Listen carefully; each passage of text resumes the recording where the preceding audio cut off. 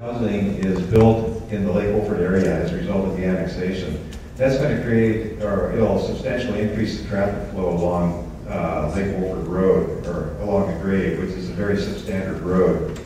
Would that increase the city's responsibility for maintaining that road or upgrading it, which would be an extremely expensive proposition? And also, you're talking about the wastewater system. How would the wastewater be handled from, from the homes that would be built up in that area? Already, I believe that, the wastewater system is overloaded. Good question. The general policy of the city, we're trying to annex 1,700 acres. 700 are privately owned, and the city has 1,000. So they're trying to cluster. I don't know how many homes they haven't come up with the final proposals. A couple hundred homes. A couple hundred homes and 1,700 acres is a clustering approach in the planning language. I think that would benefit the community. If you build 200 homes over 700-800 acres, then you're going to use the entire area and build it. Versus clustering, that means putting the homes together in one corner, and that will benefit the community is to give more open space. The policy with the annexation, which is a good question. We approve annexation generally when the developer is willing to connect to our sewer line. The city, in my 2004 in the council, I have never seen the city subsidizing infrastructure for annexation. We would like to get this, we call it sphere of influence, that is between the county and the city. We would like to get those sphere of influence in our city. Many of them have Escondido addresses. They use our services, they use our school, they use our fire, our police, but they're not part of the city. So we want to annex those, but the general rule is you want to annex to the city, you want to pay for the infrastructure. The same thing with Eureka Springs. They have done millions and millions of dollars to improve their Valley Parkway all the way, and the streets and the sewer system and everything else. So be assured that any annexation proposal, the council generally so far have accepted them as long as they are paid by the developers, not taxpayers. What about the cost of maintaining Lake Wolford grade?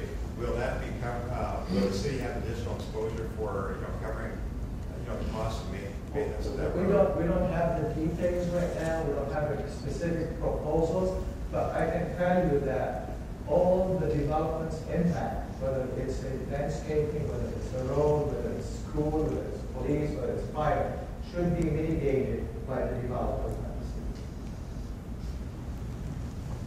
Hi, Mayor, and thank you very much for your leadership and for allowing us to say something. I'm a 40+ year resident of this area, and it was very sad, and I wasn't planning to speak tonight, but when I heard that lady asking for help, it was very sad to hear that one of our own residents, and especially a U.S. citizen, we are not giving them the help. I would like to ask you, what is the city doing to make sure that the money that you are allocating for low-income housing and for all these entitlements that or money that's going to citizens of the area, not necessarily they are legal citizens, they're illegal citizens, which is a big difference on it. You are preaching to the choir. And just because they live in the city now here, we've been inundated on it. It's a lot of money and a lot of resources that is going out. And here again, we have a typical case where we're not able to help somebody that we should be helping on it. But it's a legal citizen and a U.S. citizen of the area. That's very sad. I appreciate it. And when I drive around the city and all that, sometimes I feel like I'm living in a third world country. Because we've been invaded, and it's a lot of money. Our schools are suffering, our roads are suffering, our utilities are suffering, everything on it, and it's immigration on it. And I think the local governments should get together and voice this to the state, and then from the state go to the federal government. Because they talk about it, they know it exists, but they don't do anything about it. And it's getting worse and worse by the minute. I appreciate it. You are preaching to the choir here. I agree with you 100%. As I said, as a legal citizen, I don't want to die to go to the legal immigrants in the city. I believe that legal immigrants here, the family, should have a human right. We should care about them. We should have a family out there without home, even, you know, this is a human question that we have to address. But you're right, the burden on taxpayers is huge.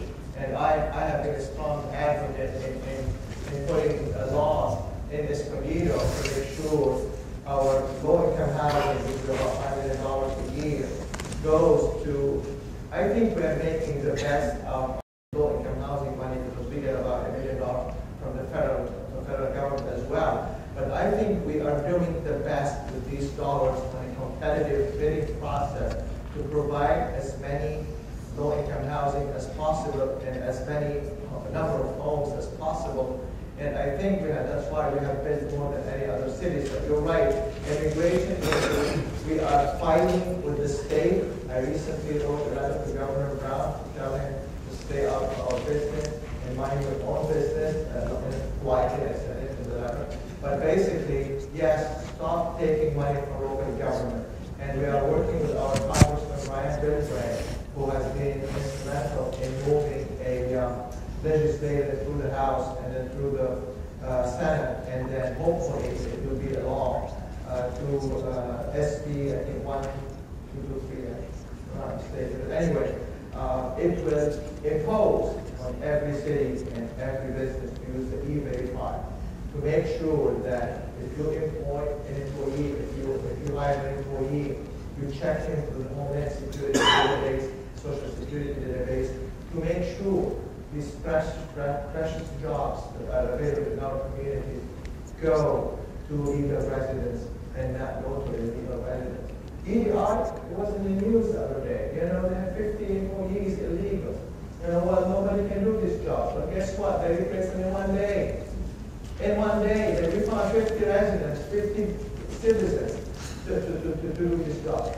I am leading the immigration issue as much as I can, but I think we have limitations with the federal government. But I can tell you that we have a council majority that feels the same way. It's more important than ever to use the taxpayers' money to benefit the citizens first. But is there any kind of check that balance that you guys do before you give this money away? I mean, are we doing any kind of verification? To answer your follow-up question, I'm sorry, I did not answer the first time.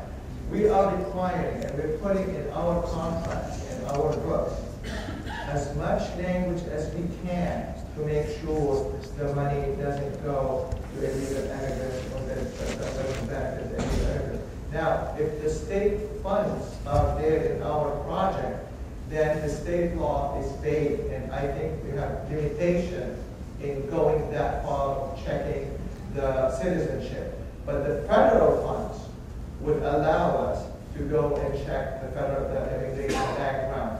I can tell you, we will do what we can to make sure the precious dollars, your tax dollars, your hard-earned tax dollars, will be used as efficiently and as we can to make sure we serve the citizens or the legal immigrant in our community. I'm a legal immigrant, and I'm proud of the legal immigration in this country, and I think we should use those tax dollars for the citizens.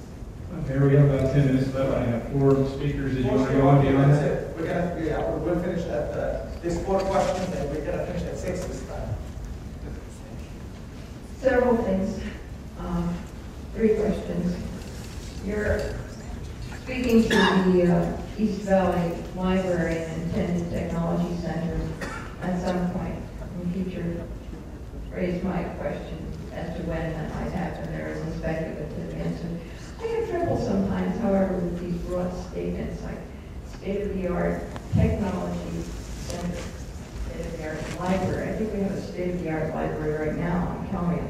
I mean, they do a terrific job, and there's something new going on with Story Hour or something that I read in the paper. So the question I have is, regarding the technology center, I mean, that's such a broad spectrum word. I miss it. And I know the people who live up that way miss it because it was close. And we walk, there are buses, and the buses look nice and all those places that people wait for them. So that's a question in my mind. When, how, what is a state-of-the-art technology library? And it's a question. So that's one thing. And question, not related so much to the library, but this intended, well, first, there is a hotel going up near the brewery and hospital. Is that correct at some point in the future? Yes. So that's going to be sort of a nice hotel. And so also down at the other end of the town, as people speed out of town, this intended car wash business. I really wondered why the developer did not have to pay $72,000. It was waived in terms of whatever that money was for. That's my point of question. Good about question. that. Let me answer. Initially said 3. Okay. And the other thing is, Now, the others haven't asked any questions yet. Please, I'm going to answer the 2 questions and move around. If we have time, I will get back to you. All right. First question. First question is yes. The state of the art. It's a good question. How do you define it? you don't have to go into it. For me, it's the availability of the computer with an internet access, with the proper speed, with the proper software. You can include a lot of educational material. We can go to the Apple company and start using the iPad, whatever, music downloads, entertainment, homework. There is a lot of things. I know I can make this judgment based on my kids, you know. Facebook, maybe, tweet, whatever the community wants. It doesn't have to be homework and everything. So we're trying to do not only an internet access, but to create a learning environment there with the technology and get a lot more things for the kids to be up to date with the technology. Maybe a stretch comparison, a small Verizon store there next to the internet. I don't know, but we're gonna spend as much time to make sure that it is a technology center. It helps people get education and other things. So we can visit this issue as we go and get our staff recommendations. But I think we are lacking the technology that we have even at the main library with all the new technology and the new software and the new internet access. So there is a lot more room to use the technology and improve on that. The second question, the car wash on the Central City Parkway. Yes, we did waive the $72,000 of undergrounding utilities because that would not achieve the goal of undergrounding the utilities, because they still would have to keep the same number of poles with that. So there was no benefit to this. We have done it in the past with several developments that we can waive those undergrounding fees to help people build businesses and build homes cheaper. So it's a policy by the council. They decided to waive the $72,000. At the same time, we have given the Walmart $750,000 also. Why? Because I think they will generate about $500,000 in sales tax after that. So I think we make our decisions to subsidize or give incentives based on the benefit and the return on investment to the city. So I appreciate the 2 questions are good value questions. So we'll go to the next one. Mr. Mayor, good evening. Real quick, I just have 2 quick comments and then 2 quick questions. I'm obviously here, I'm from LA, and I represent over 500 union laborers that live here in Escondido. And my main focus here, I come here every week to speak at city councils. And my main goal here is to inform everyone about the charter city, of course, your proposal. And we as middle class construction workers don't have a problem with the city charter at all. It's just that one small section where you're trying to exclude that prevailing wage. Right. Okay. I've heard you mention time and time again about construction projects and bringing in, a lot of those members that are representative are out of work at this time. So a lot of good ways, if you have all these construction projects you're thinking about doing, that's a good way to get some of these out of work people, involved in these projects. I understand your question. I think it's a long answer for that. Charter city. Why prevailing wages versus not prevailing wages? Exactly. For me, I understand. The argument there is we are for higher paying wages. Yes, we are, but not by the taxpayers' money. Higher paying wages should be generated by the private sector. If higher paying wages and prevailing wages is paying above what the city could pay in a competitive bidding environment, according to the study that has been made, and according to the city's All North Valley cities are charter cities except Escondido. We have $165 million worth of project. The information that we have today, the savings is between $16 million and $20 million. If I would love to save this community $16 million and $20 million and open a branch library or use the recreation or use the other things, it is about taxpayers. It's not an anti-union charter city. It's a pro-taxpayers. We're going to respectfully disagree on the philosophy. I understand you are representing the union. I represent the taxpayer. But you know what? I appreciate the good civility you have been in our company expressing your opinion, and we have to disagree. We have a lot of things in our community. Prevailing wage is not something that's set by the city. It's something that's set by the state. What it does is it creates an even playing field for all contractors, union or non-union. Okay? It does. No, you're wrong. I can disagree with you. Okay. I want to open the bids, the $165 million, project by project, to the lowest bidder, to the lowest qualified bidder. If you are competitive, you can join in and bid for it. It's a difference in our philosophy, open market and free market versus union-driven wages.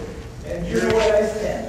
So you're encouraging contractors to use lower paid with illegal aliens, those type of people, when you're paying. That's okay. You know, I appreciate your comment. You have your opinion, which I respect. I disagree with it, but I respect it. But One last question. Are we going to have more dialogue on city charters? Are you going to try to force it onto a special election in June, which is going to cost taxpayers a lot more money? Or are we going to have it? We're talking about general $20,000 difference, and the other benefit is $16 million difference. So I think it's pretty much a common sense approach. But we will have more input. It's not that this decision has not been made. That's why we had the workshop. It was interactive. We listened to the community, and we'll continue to do that. Okay. Thanks, Sam. On that charter thing, I think that the $16 million, that's just hypothetical savings if everything on the city's wish list was to be built. So that's my understanding. Yeah, if you look at all those projects, they're major projects. So they're hypothetical. That's not my question. No, I don't address it. You're the question. No, you're wrong. We disagree. All the $165 million have been, the city staff has looked at our project in the last 5 years. Those projects are planned to be built. Maybe one doesn't get built, maybe we get another project. But right now, what we know is $165 million of projects with the saving between 10% and 20%. Maybe the economy goes down, we don't get as much money, maybe it's $100 million.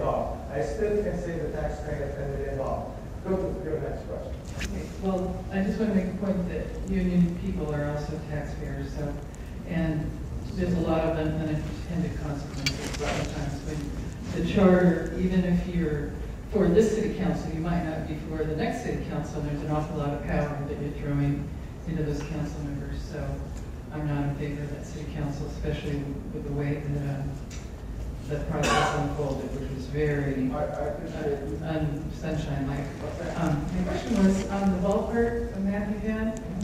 Why is the Lowe's involved in that? Because that's already developed, isn't it? Right. So I'm trying to make a connection between the 78 and the transit center. So it's already developed. That's why I put it in a different color. So just to indicate that our goal is to create a corridor between the 78 and the transit center and the 15. So the yellow is developed already, yes.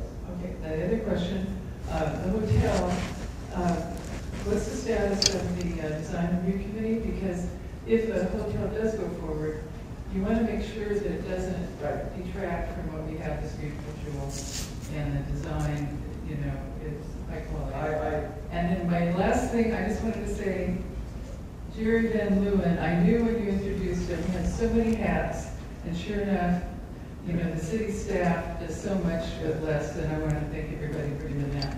And especially Jerry, I think he's gone already. Yeah, you got another hat tonight. Okay, so back to your question. The city council has power. It's not Sam's power, or Gallo's power, or Mike Morasco's power, or Olga Diaz's power, or Marie Waters' power. It's the people's power. We were elected by the people. We had an agenda. Give everyone credit that what they promised the voters are doing exactly that. So if the voters disagree with us, they would have elected somebody else. And they decided to elect these 3 council members based on their political philosophy, fiscal discipline, and everything else. If they don't like my term as a mayor, they'll be happy to vote for somebody else. I am not looking to be a popular mayor. I am looking to be a respected mayor. Thank you for your question. Mr. Mayor, Troy Timmons, I've been a resident since 1974. Been asked to be brief. So, leadership, your leadership. Probably the biggest thing left on the room is unfunded pension liability. Right. Not dealing with anybody who's on the city. It's out of barn, that probably shouldn't be changed. But a city, any city, cannot afford 2 fire departments, 2 city managers, 2 police departments, 1 retirement fund being paid. The private industry over the last 25 years, defined benefits, et cetera, has gone down. In the public sector, they've gone up. Now you have the taxpayers far supporting retirements on the actuarial table says unsustainable. From your leadership position, what are you doing to, I know you nibbled around the corners, but what are you doing to really address this issue that could bring the whole city down and goes across the whole breadth of every question asked here? Because when you guys put money aside, you can't get streets, you can't get libraries, et cetera. I don't know if it was my accent or something, but I was very clear in my position. The pension, our friends here, the police and fire, and everybody knows my position. Can you put the first one first, please? You're right. You're right about the liability of the pension. We gave it to our employees. I don't want, I don't like to use this word to our employees. I think that we have, that's the setup. Well, just to clarify, what you've given, I'm not saying take Right. it away. And I you think got to move forward, because that's going to be, Right. expanding years, we're going to have liability. That's a good question. This is just what we call 2001. This is the annual contribution to CalPERS every year from 2001 to 2012, 2011 and 12 estimates. You're right. When I mentioned the increase in liability every year, it went up from $3 million, 3.2, 18.5, 16, 17. So that's an increase of $14, $15 million. Where did this money go? From the general fund.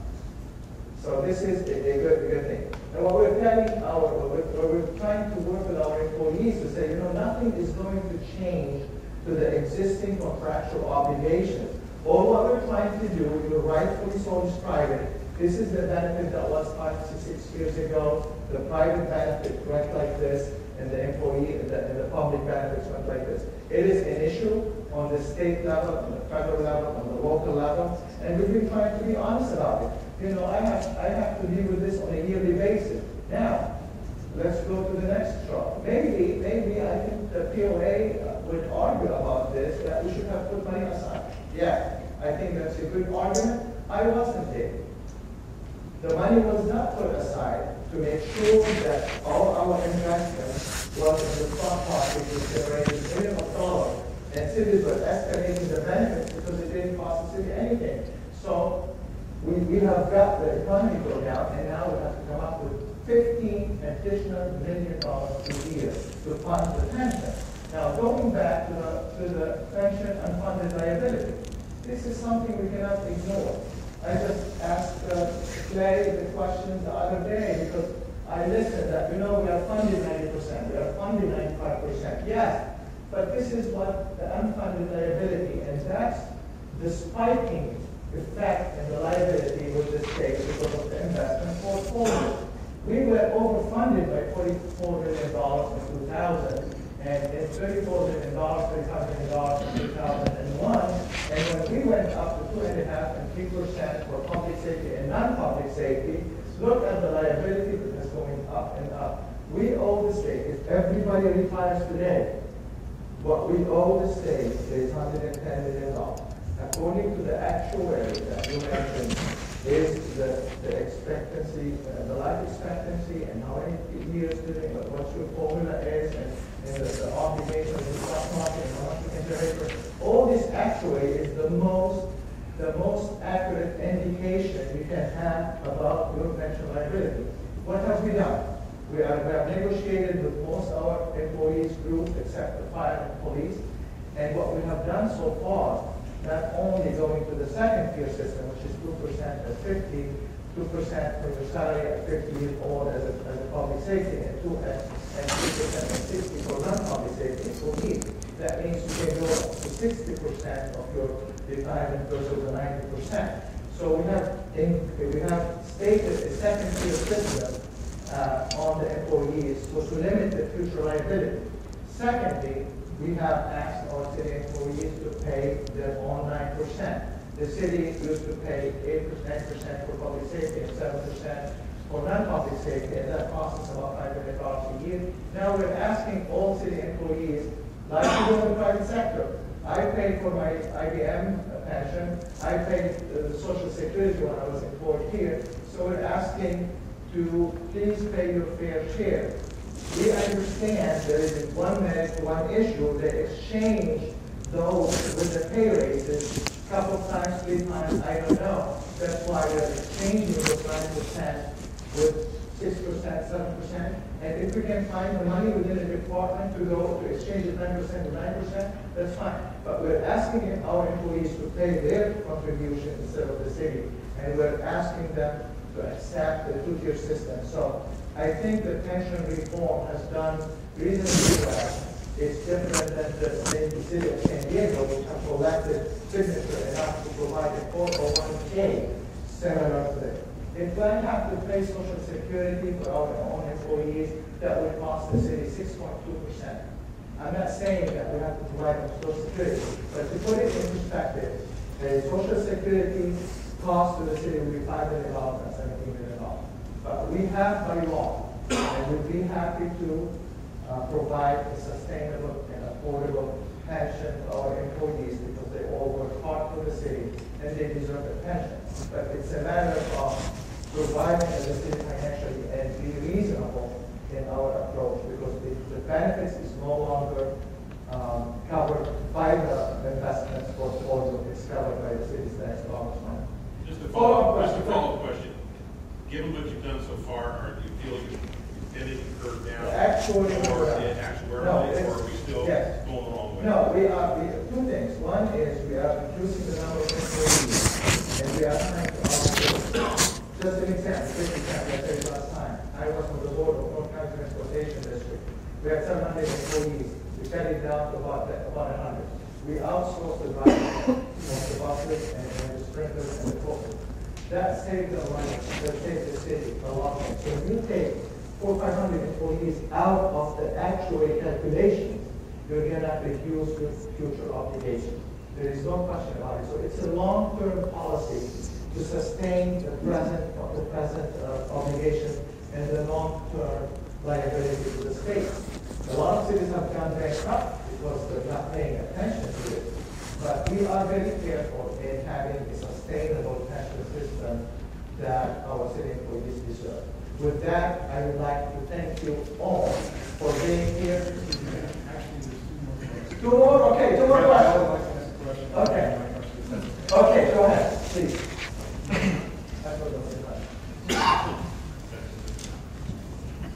Thank you, Mr. Mayor. I have this contradictory question. One comment in the very beginning of this presentation, you pointed to the screen where it said community groups, and you mentioned 15 community groups, and you used the word empowered. And Barbara and I recently completed a training program, a weekly training program operated by Community Housing Works under the Neighborhood Services Director, Jerry's staff, which Jay. And I want to really let folks know that from our experience, that word empowered was not used. Those were not empty words. Those were not all words. There truly was what I believe as a social worker and community professional, I saw empowerment. And I just want to commend you and the city staff and that entire program for what you are doing in unseen ways, in ways that we are not all aware. And we're deeply appreciative of that. The question I have is that, and I excited by your vision of this technology center in East Valley, because we all are very sad to see the branch library go. My question is, as we envision now the opening of the technology center, I am keenly aware that there are still young people and seniors from the mobile homes in that area who do not have the means to go the 2 miles to the main library. They simply are not able to get there. We are not technologically at a point where Kindles are, $5 a piece, so, or even the computers are really not necessarily in all those mobile homes or in the homes of these young students. And so we do have a gap here. Would the council and the staff consider augmenting the technology center by having the Volkswagen go out there occasionally? I know you're passionate, Ben, about the library, and I appreciate that. I wish we can afford a library in every home or in every neighborhood. That would be great, but the fact is that we will be happy as a taxpayer, the government, to provide a central library for now with more books, more material, and state of the art with everything we can, from computers, technology, everything we can. Job search, job applications, we have so many things to do. Unfortunately, I agree with you that there is a tremendous need in our community. But what my advice to you is, we need to have this quality of life covered not only by government, but we need the private sector. We need the personal responsibility. We need, somebody can take the bus and go to the main library and find it. I wish we can find it. We can bring every family to the library and bring them back. This is something that families have to take ownership and responsibility and not expecting everything from the government. So, we didn't visit the East Valley Library issue when we had money, did we? We've never talked about it. I've been in East Valley for 24 years, so we know this is, but right now, we have to provide our core functions. Having a branch library is a luxury or a necessity or a lower priority that we can afford. So I think the technology center will serve the community well. But unfortunately, we have a poverty level in Escondido. And Mel, I've been struggling with this issue for so many years. We do so much in our community. We have so many we have 500 nonprofit organizations in our city. Half of them are social services. We're doing so much. We provide low-income housing. We provide. And look at our poverty levels. Poverty level in, the blue bar is the 2000. The red bar is 2010. Every city pretty much stayed the same or lowered their poverty level. While Escondido is about 20%. 20% poverty in our Escondido, because we have become a magnet for poverty because we are the city with the big heart. And everybody comes to Escondido, they have all kinds of services. And what my message to the North County mayor, please do your fair share. And the mayor of Poway, the mayor of St. Marcos, please don't tell me we have homeless. We don't have homeless in our city. Well, guess what? They're in our city. So every city needs to do their fair share. And they have to provide social services. They have to provide for their needs in their community. I think we're doing more than a fair share. But right now, we want people to be responsible. We want the mom and dad to teach their kids at home. If they don't speak English, they can learn English online, and they can do a lot of things. But I think right now, this needs gap, and quality of life gaps have to be a combination of nonprofit, private sector, and personal accountability. And we are doing what we can. You know that we have so much needs in our city, and you know that we have deficiencies in our city that we have to address them. So we are trying to do the best we can with the funding we have to provide the basic services to our city. One last question, Mike. Thank you, Mr. Mayor. I had a question regarding one of the comments about the unfunded pension liability, and you showed your slide of $110 million. Is that $110 million due today? Yes, we are underfunded. According to, we have so many employees, we have this pension formulas, and they actually say, you know, we have so many employees, they are projected to live so much, they have worked so much, and the pension formula is so much. You are underfunded by $110 million if everybody retires today. Isn't it true, though, that that $110 million is amortized over a 30-year period, which really amounts to only $3 million that the city owes to the pension fund each year? So if I'm going to go with your argument and agree with it, then how are we going to pay the $3 million a year additionally? Where does it come from? It has to be paid one way or another, unless the market improves tremendously, and I don't see it happening very soon. But, you know, we haven't said to the community that we owe the state $110 million. We have to come up with it today. But I was bringing this up that the community is aware of the city's pension system and pension obligations. And that's why we are taking steps in policy to address this issue. The city will not go bankrupt and rewash. The city will be financially sound as long as I'm a mayor, as long as I have a council majority. It's my obligation to the community and to keep good jobs, to make sure that this issue is addressed. I know that could be taken care of. That's why I'm monitoring it on a year-to-year basis. But I think we need to come together. Told you that before.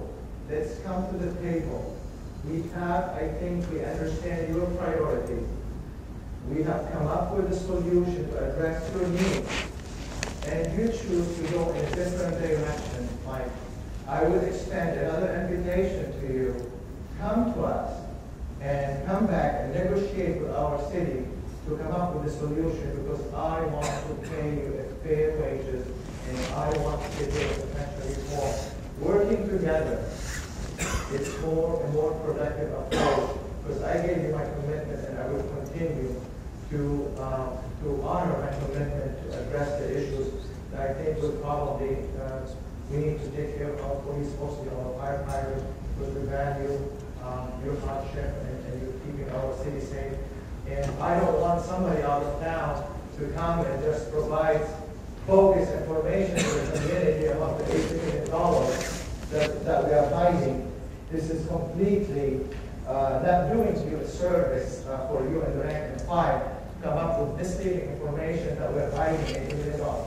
You ask me what every dollar is, Mike, I will tell you what every dollar is. I hate to interrupt you, sir, but I think you're being a little unfair about what you're saying about us at this particular moment. Okay, and I'm only asking relevant questions. I'm not accusing you of doing anything. And quite frankly, sir, if we want to be honest and open and transparent with each other, then I think the questions that we're asking and the questions that were asked here tonight by our members were for the fiduciary, for the city's fiduciary agent, the person that is in charge and responsible for the finances of the city. If you're open to the challenge, which you said you were earlier, we would challenge you to allow us to sit down with your fiduciary and go and compare the numbers of the independent financial analysis that we conducted so that we can educate ourselves and the citizens of this community as to the true financial status of the city. This argument came up lately. I think you're going to do it which is fine, and if you have any advice you want. But it comes down to the financial situation of the city, which have been transparent. We can answer any question. I appreciate the question, that's why I have this community forum. A lot of people are like, you guys are crazy. You're coming here to say, yes, I want to come and listen to the community. And I appreciate the question. We're going to disagree with that issue because you're using some legal terms. I'm using just the actual situation of our financial. But Mike, we are in negotiations, and all I'm saying is, let's go back to the table and address the issues, because I think we have a solution, and we need to work with you, not somebody who can have a blanket argument about the city finances. You understand our finances, and you keep me accountable, keep my feet to the fire. If I give you this information, you keep me accountable. But so far, you have got the answer for every question, and I will continue to do that, because that's my trademark. I'm going to be honest with everybody. Not everybody's going to like to answer. But I think we can do this forum, we can do this setup to listen to you, and we have been listening to you, Mike. I haven't refused any meeting, Tony, in the past, and I think except when we are in negotiation, we have to consider you. We appreciate what you do for our community, we appreciate keeping our city safe. We want to take care of not only of you, but we want to take care of our firefighters, our city employees, everybody in the city. We couldn't have done that if we continue to spend and spend over what we make. You wouldn't have seen any results. So right now, we have set the foundation financially, and so profit will be used for economic efficiency to address needs. Your needs are as important as the library, as the street, as the Center for the Arts, as everything else. We understand it. But at least, Mike, you have an honest communication and an honest dialogue and to talk about these issues. So we appreciate anybody else. You know what? A quick question with a quick answer. Yes. Thank you for letting me do this. Sure. So this requires first just a yes or no from you, if you would please. So am I correct in understanding that the 83 Right. or 84 million? 75 to be accurate. Well, let's work with this particular number at the moment. You are saying, you are telling me that that does not exist. Is that a yes or no? No. It doesn't? Okay. Ma'am? Then if, no, sir, let me finish, please. Okay, go ahead. If that does not exist, why in the North County Times the next day did Mr. Rojas, it was printed by Mr. Garrett, that yes, it did exist. Ma'am, you did not listen to my answer before. I'm going to answer it one more time. This $75 million, except for our reserves, exists, but they are not available. They are unreserved funds. I'm talking about the $80 million that you mentioned. So the $80 million are set in our restricted funds. For I'm not talking about restricted funds. What are you talking about? Unrestricted funds. Mr. Mr. Rojas, if you go back to the day, I don't remember the date, it was last week. Mr. Garrett will certainly provide us with the date, but Mr. Rojas was quoted that, yes, that money is there. Yes, we have $19 million. 83. No. You are mixing apples and oranges. I'm sorry. You are not. Let me tell you the financial situation of the city. We have $19 million in reserve. We have $9 million in economic development fund that we might use to save. I listen to your question. Please listen to my answer. And we have $9 million in economic development. And the rest is $74.5 million that they are restricted funds in every department. They have been collected and restricted for particular use that they cannot be used for salaries. And those funds are there, but they are restricted by law or by collection that they cannot be used. If you want to discuss this later, we would be happy to talk to you about it, but here's our situation. We have reserves, we have economic development reserves, and we have designated funds that are called special revenue funds, that they are there to run the city efficiently, to use it for capital improvement and other departments of the city. So I clarified that as much as you can, but I appreciate the question. I appreciate everyone's questions. And you know what? I'm having a good time because it's the time to communicate with you and to talk about the issues, to clarify the things. And you have this forum to talk to the mayor and discuss this in an informal setting like this. We will do it again. We appreciate everybody.